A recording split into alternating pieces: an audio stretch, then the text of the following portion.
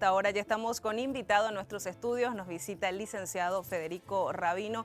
Una vez más lo molestamos, licenciado, por el tema Rusia-Ucrania. Sigue el conflicto penosamente y bueno, este 18 de julio se confirmó una noticia que tenía ya en zozobra los mercados, que es la no renovación del acuerdo de cereales del Mar Negro. Muchas gracias por su visita, ¿cómo está?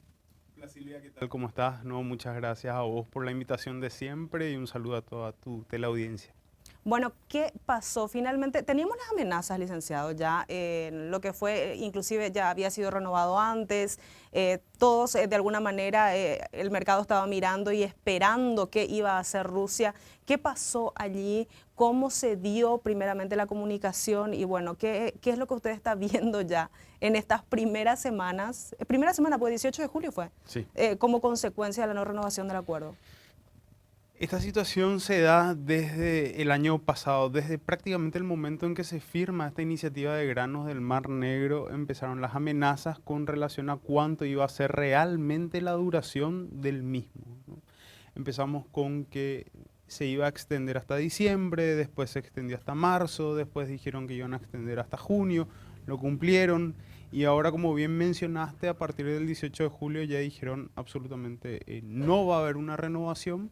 ¿Qué fue lo que causó la iniciativa primeramente? Una disminución en el precio de los alimentos, específicamente una disminución en el precio de los commodities en la bolsa de Chicago al momento que esto se promulga, se sanciona y se lleva a cabo. Ahora, lo que podríamos llegar a esperar es nuevamente una alza por algo que ya habíamos hablado en un primer momento, que tiene que ver con: existe incertidumbre acerca de cuál va a ser la capacidad productiva de estos dos países, que, como sabemos, son los dos de los principales productores de trigo, de maíz, de cualquier tipo de granos, y eso efectivamente termina afectando a todo el escenario internacional en sí.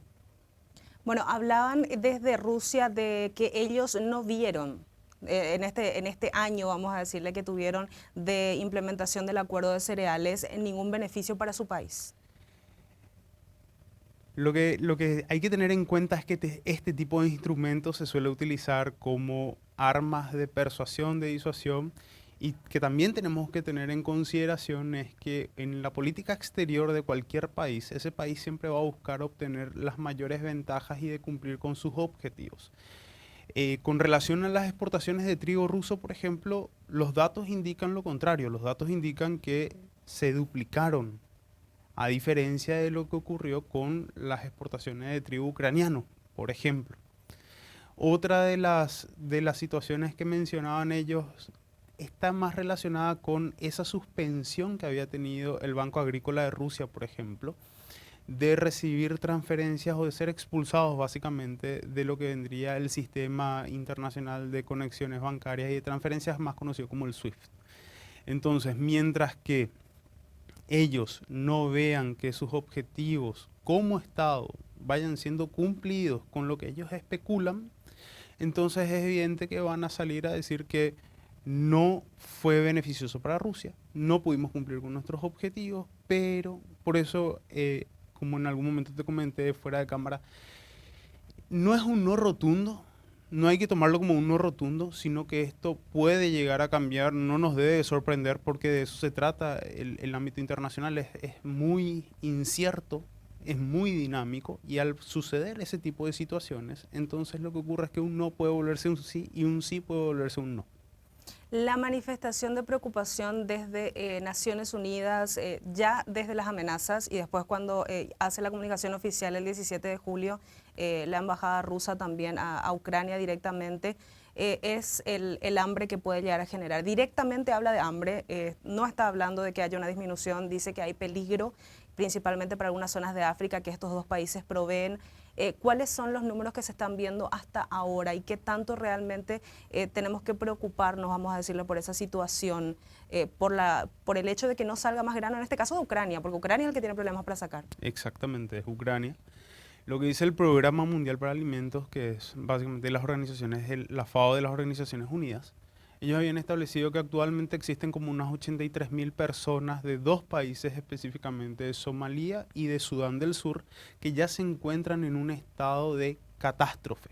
Dentro de lo que es el ranking de crisis alimentaria, estos dos estados se encuentran como en un, sería el estadio 5 o la crisis 5, que es catástrofe. Básicamente lo mencionan de esa manera. Entonces el riesgo de hambruna siempre está cuando los estados son dependientes de estos dos estados, que son productores. Entonces, de que existe ese riesgo, va a existir ese riesgo. Ahora, no se puede estimar una cantidad exacta de números, como te mencioné recién. Actualmente estos dos estados únicamente tienen más de 83.000 personas que están en riesgo de morir de hambre. ¿Eso qué quiere decir? Que están comiendo 1 o 2 veces por semana actualmente. Y eso se debe a dos tipos de situaciones. La primera de ellas tiene que ver con la crisis generada a raíz del conflicto y específicamente por el bloqueo que existe en las exportaciones, no solamente a las exportaciones, sino a la misma producción, porque no hay que olvidar que cuando inicia este problema, los primeros lugares o los primeros sitios afectados fueron los campos productivos de los ucranianos. Luego el bloqueo naval y el bloqueo de las exportaciones. Y el segundo factor tiene que ver con esa dependencia de la que te hablaba de parte de estos estados, específicamente de África, con respecto a los granos provenientes de Ucrania y de Rusia. Un punto muy importante mencionó ahí, licenciado, el ataque directamente al sector productivo, o sea, en ambos sentidos en realidad, porque ya veíamos antes, pero después de la no renovación del acuerdo vimos también golpes, ataques puntuales a centros de producción, a centros de distribución de alimentos. Es como, vamos a decirle, el foco que están teniendo en ese conflicto ahora.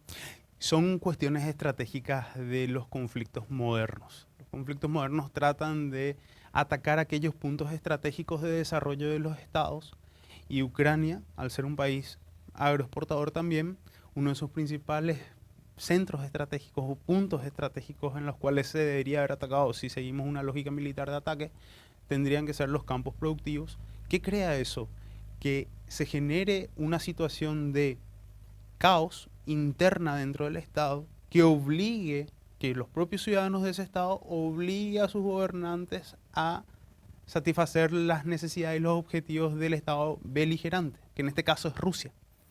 Entonces, si eso se llegaba a cumplir, que era lo que estimaba Putin en su momento cuando decía que esto no iba a durar más de 3 meses, ya estamos más de un año, no fue lo que realmente sucedió y terminó generando un realce de ese nacionalismo ucraniano, y además del pedido constante del presidente de Ucrania, Zelensky, de combatir a las intifadas rusas.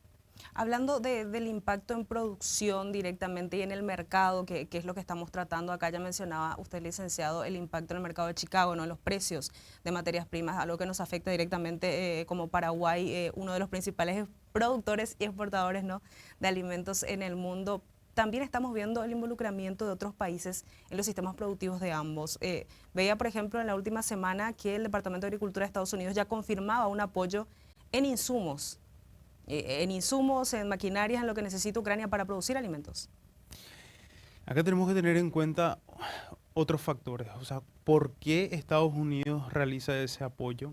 ¿Por qué tiene tanto interés? Y tiene que ver con la cuestión geopolítica.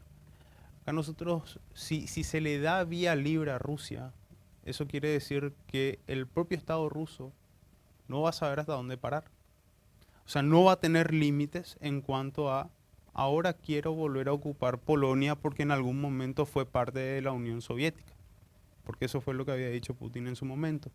Entonces, esta ingesta de suministros que puede llegar a proveer el Departamento de Agricultura de los Estados Unidos puede ser positivo, pero también puede ser negativo.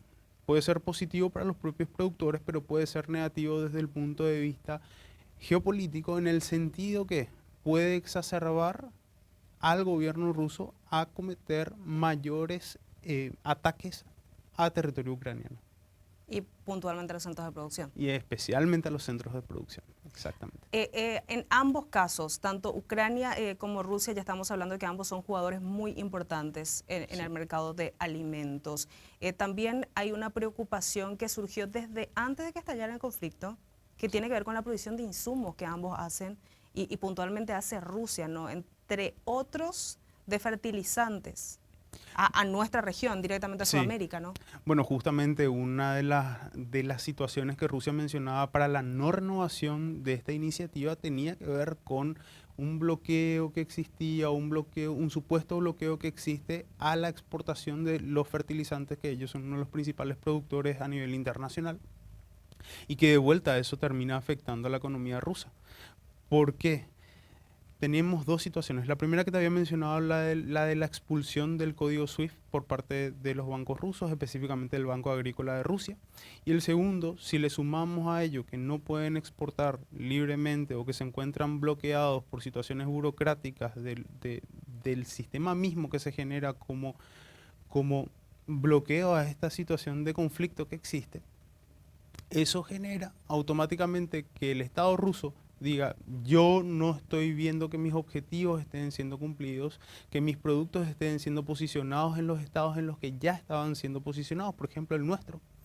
En un primer momento, en la primera visita que había hecho acá, que me habías invitado, yo te había dicho que no lo revisé los datos, pero en su momento había como un aumento de un 300% de los productos fertilizantes provenientes de Rusia en el puerto de Ciudad del Este.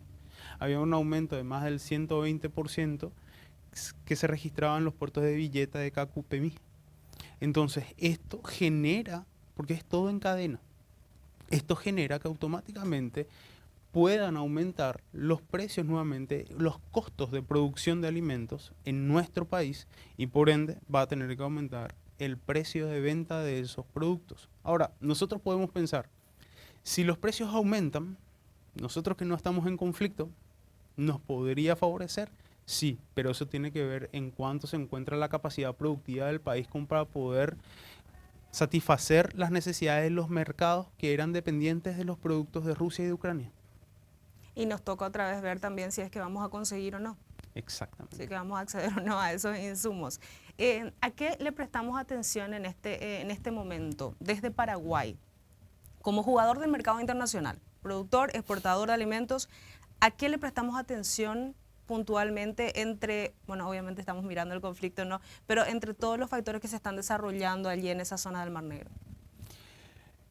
Paraguay ahora mismo nos encontramos en una etapa de transición gubernamental. Eso no hay que dejar de tener en cuenta, porque a raíz de eso se van a trazar cuáles son los objetivos de la política exterior del futuro canciller de nuestro país, a quien tengo una estima interesante. Entonces, ¿nosotros podríamos ser un jugador importante en el ámbito internacional? Sí, podríamos ser un jugador importante. Necesitamos ver cuál es nuestra capacidad productiva, como te había dicho recién. Necesitamos ver cuál es nuestra capacidad productiva.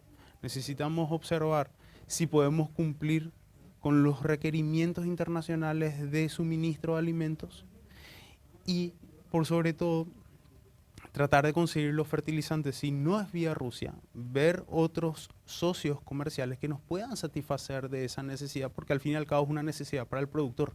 El productor necesita costos bajos para producir, costos bajos, producir mayor cantidad de alimentos posible. Estamos hablando de granos específicamente, y de esa manera poder exportarlos. Como te decía, ¿nosotros podemos beneficiarnos del conflicto? Sí, porque somos un país productor justamente, podemos beneficiarnos del conflicto, pero está muy relacionado a la capacidad productiva primeramente y en segundo lugar subsanar todas las situaciones de comercio internacional que tenemos nosotros como Estado. Por ejemplo, esta problemática que se genera en el río Paraná para las exportaciones en general de todo, tendríamos que subsanar eso, para eso tendría que estar el Mercosur. Entonces no es solamente observar qué es lo que ocurre entre Ucrania y Rusia, sino también subsanar y solucionar todo tipo de problemática que afecte directamente al comercio internacional y por ende que nos afecte a nosotros como Estado. O sea, atender con mucha más precisión, vamos a decirle entonces, o sea, prestarle más atención a todos los problemas que tenemos para comerciar, sería directamente importar y exportar. Exactamente. Licenciado, muchísimas gracias por su visita, por esta actualización. Obviamente, lo decía usted, podríamos ser beneficiados, pero nadie nos desea, ¿no? Esto, nadie nos desea un conflicto así y todas las consecuencias que se generan de alguna manera, así que seguimos atentos a lo que está pasando en esa zona y cómo nos afecta. No, por favor, Silvia, muchísimas gracias. Y totalmente, nadie desea que exista un conflicto, más aún en pleno siglo XXI, después de haber pasado por dos grandes guerras. Esto podría desatar una tercera guerra, sí y no.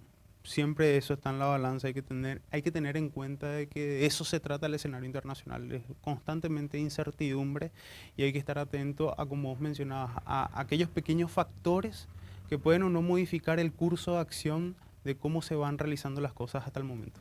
Gracias, licenciado. Lo vamos a seguir molestando para, bueno, esperemos que ya no por este tema, pero bueno, parece que así va a ser, para seguir analizando la situación que se da allí, ¿no? Y el impacto en el mercado agrícola por sobre todo.